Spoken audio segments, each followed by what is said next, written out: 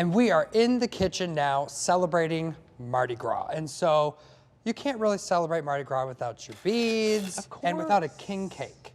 So we're gonna go ahead, all right, don't touch, just kidding. So we're gonna go ahead and we are going to make a king cake today. So you can use kind of whatever sprinkles you want. I'm gonna kind of go backwards with this. Traditionally, you're gonna use the purple, the green, and the gold. Yeah.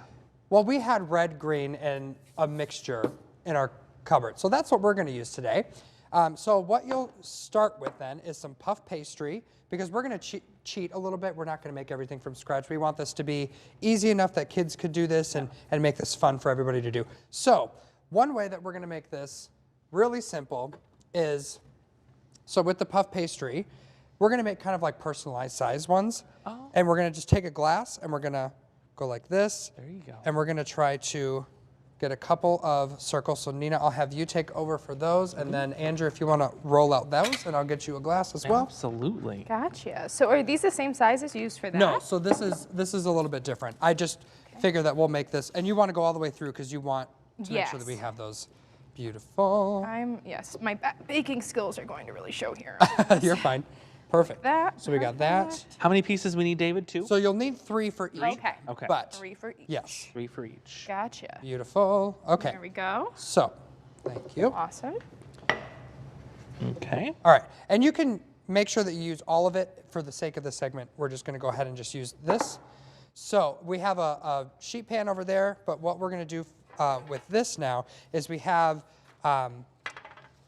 the filling that will go in here, and you take the bottom half and what I was told when talking to Chef Stephanie Godke over at the distillery, she says it is not Mardi Gras unless there is a dental emergency, because there's so much sugar that goes into this. Wow. So you're gonna really wanna cake this in there and make sure that it's nice and full of all of this filling. And then you're gonna layer that, you're gonna add more. Mm-hmm. What is the filling? Yeah, what is it? It's an interesting color. Well, the thing is I've actually forgotten the name since I've walked over here. Okay. Oh, frangipan. Gotcha. Okay, so the thing is David forgot. No, okay. So then, Andrew, I'll have you do that for yours as well. Make you kind of do the work. That's fine. And then, if you would like to grab the heavy whipping cream out of the fridge for me, please. So within that filling, all it is it's butter, it's sugar, it's eggs, vanilla, almond extract, almond flour, and kosher salt. Don't worry about writing all this all down. I'll get this on the website for you. It sounds good. So it's nice and simple, yes. And then you're gonna want some eggs. I would just take maybe 1 or 2, crack them into a bowl, and then use a brush just to kind of brush the top of your king cake. Okay. Now, traditionally, a king cake would have, once you've baked it, it's gonna have like a little baby Jesus in it or a coin. Is this it? Yes. Okay. And then, so you would then bake this at 425 for about 20 to 30 minutes. Since these ones are smaller, they may not take quite as long.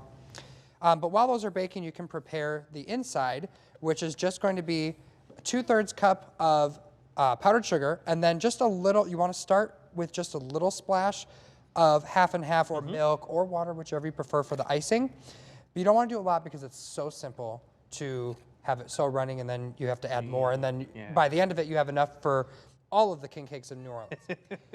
So you had some facts about this. I do have a couple fun. I'm not the biggest on the baker, but I am big on facts. So we have a couple fun ones, and we all know that New Orleans is the biggest place to celebrate. But did you guys know there's 2 other really big areas they celebrate? Really? Where? One is going to be in the third is the St. Louis, Missouri. I've actually visited a few times. I would assume that was the second. It was filled wall to wall. Wow. But the second is actually in Alabama. Okay. Who would have thought? And not me. No, not me either. And you know, these are all plastic beads we see here, but for the longest time, they were only made out of glass. Oh my gosh. But now it's mostly plastic, which is really hurting New Orleans sewers. Sewer. Oh gosh. They say about 2,500 pounds of beads are left on the streets every year. Oh my gosh, that isn't. That'd be a mess. Okay, so we can't obviously be making this without having you try it. So the idea is, once you put like the baby Jesus in there, the little plastic baby, or you would have like a coin or something, you would go ahead, and if you got it, then you're considered good luck. So why don't I cut you all each a little slice of that. All right. It's good luck. We'll try this. Yes. Okay. That's what we're going with. There's multiple theories. I need to visit my dentist. It's delicious, keeping them though. in Well business. worth it. Very sweet, but Wow. good. Perfect. So we'll get this recipe at WQAD.com so you, too, can celebrate Mardi Gras. Let's get a live look outside from our Bridgepoint camera now. Good morning, Quad Cities at 11. We'll be right back.